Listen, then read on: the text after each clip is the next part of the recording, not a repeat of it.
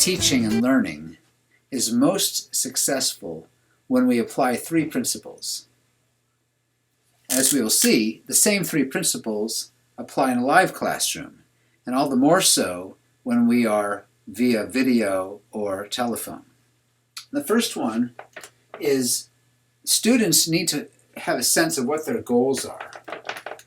What will it take for me to be successful in this class, in this session, in this day or week of learning? Often, when we're distance learning, we're relying on parents and students to create their own schedule throughout the day. But that should not be completely a substitute for setting goals. They really need us as teachers to give them the goals for the day and for the week. Whether that's, for example, to do these 5 math problems or these 2 worksheets, or to read a story and answer questions. To know what they have to do to be successful today gives them an enormous sense of control and also a sense of accountability. There could also be assessments, which is maybe a different discussion. But just setting up the lesson and setting up the day or week of learning with clear written goals is enormously helpful to them. Number 2, visual. There's absolutely no substitute for visual tools in teaching and learning. 50% of students, 75% of boys, and maybe 50% of girls, they really can't learn effectively without visuals. When we talk and talk and talk, and we expect them to listen, their minds are wandering, even in a live classroom, all the more so when it's via video or over the telephone.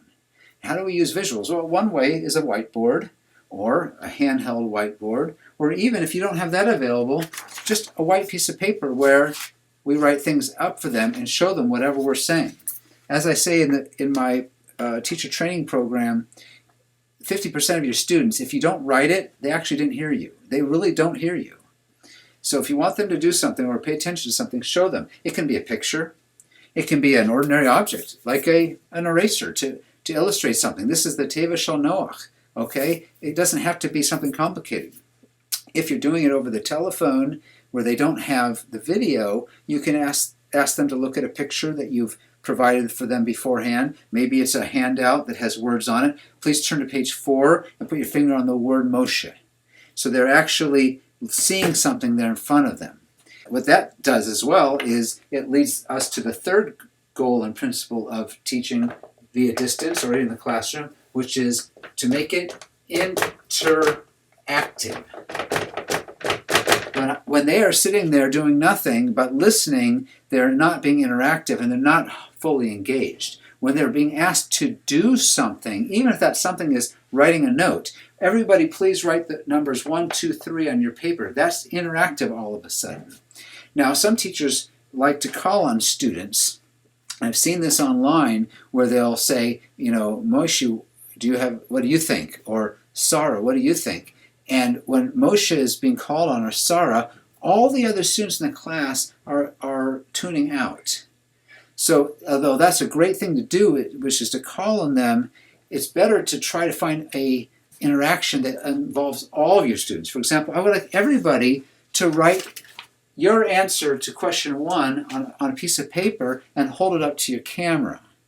And so I can see everybody's answer. Even if you don't take the time to look at everyone, you might look at a few and praise them, or maybe all of them, but they're doing something while you speak and not simply listening to someone else speak. You can have them type their answer on the chat if you can control that.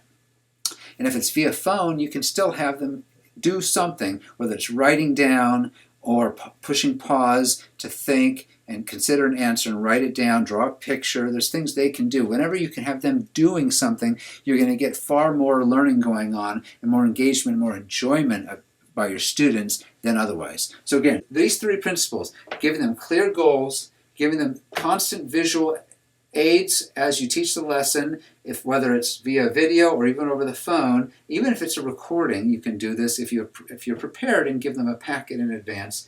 And as interactive as possible, you will find that your students will enjoy the learning. It'll be a big relief to them and to their parents.